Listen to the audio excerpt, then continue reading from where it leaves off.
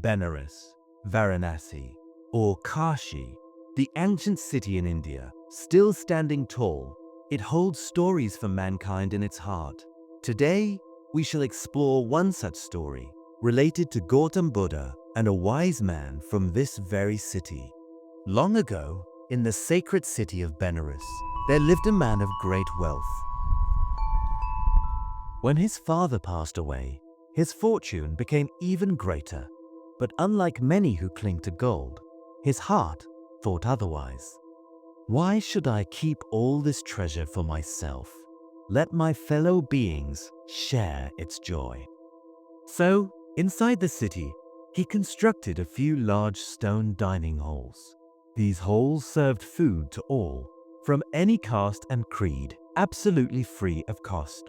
Near Benares, in a forest, lived Buddha, silently. People called him Silent Buddha.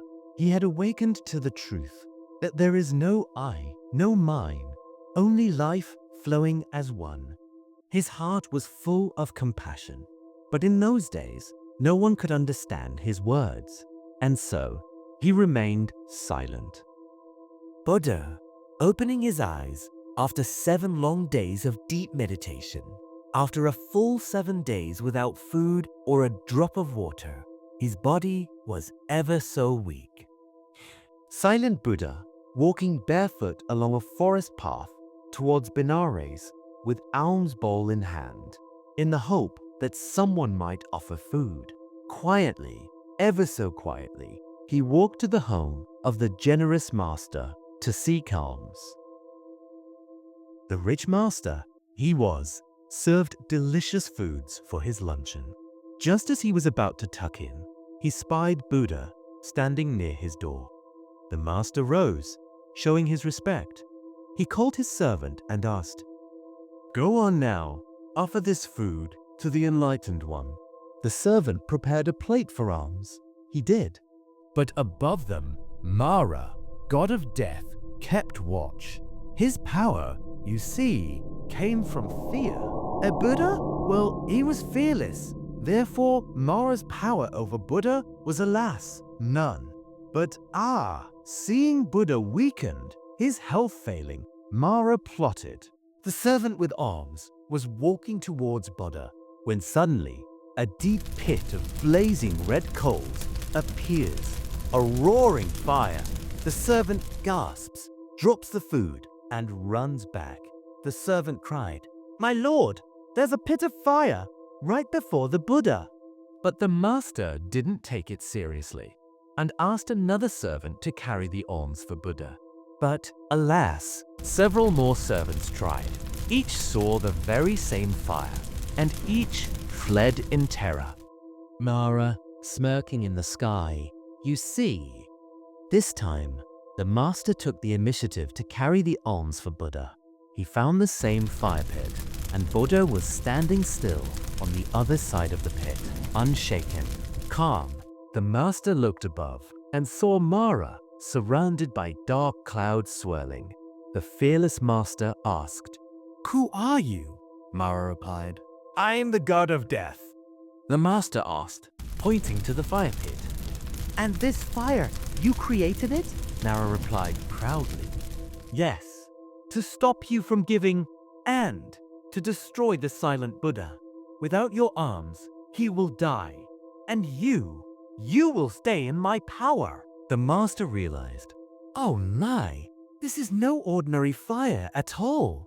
It seems Mara wishes to stop me giving." The master roared with confidence, "You can neither kill the Buddha nor stop my gift." And the master stepped forward, without hesitation, into the pit, into the fiery fire. In that moment, forgetting himself completely, all fear simply vanished. And the miracle worked. The fire became a cool lotus, its golden light shining in every direction.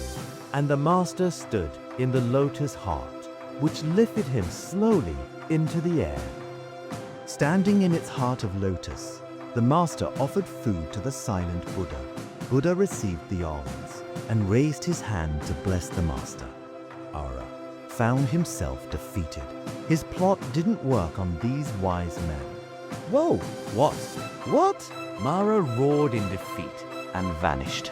As folk gathered round, slow and steady, near the master, who stood tall on that mysterious lotus, bloomed as it were from a fire pit, the master spoke. My friends, to purify the mind, we must practice the 5 training steps. When the mind is pure, giving is not just a gift, it becomes the gift of life itself. Master words sank deep into their hearts. Silent Buddha, standing afar, watched on blissfully. The silent Buddha returned to the forest. The people remembered the day when generosity defeated fear, even the fear of death. When truth outshone death, true giving is fearless. Selfless generosity conquers even death. In Buddhist tradition, the 5 training steps here refers to the 5 precepts or Panca Sila, which are the basic ethical guidelines lay followers take to cultivate moral discipline and mental purity. They are 1. Refrain from killing, protect life, and show compassion to all living beings. 2. Refrain from stealing, respect the property and possessions of others. 3. Refrain from sexual misconduct, be faithful and act responsibly in relationships. 4. Refrain from false speech, speak truthfully, kindly, and constructively. 5. Refrain from intoxicants, avoid substances that cloud the mind and lead to carelessness. Our wealthy master reminds us that while material generosity is indeed important, purity of conduct is the very foundation that transforms generosity into a truly powerful and liberating act. In DC, practicing these 5 steps purifies the mind, making acts of giving, like his generous gift to the silent Buddha, not just a simple act of charity, but a profound spiritual offering. If you've enjoyed this little story, do share it with others and let us know your thoughts in the comments below. And remember, selfless generosity conquers even death.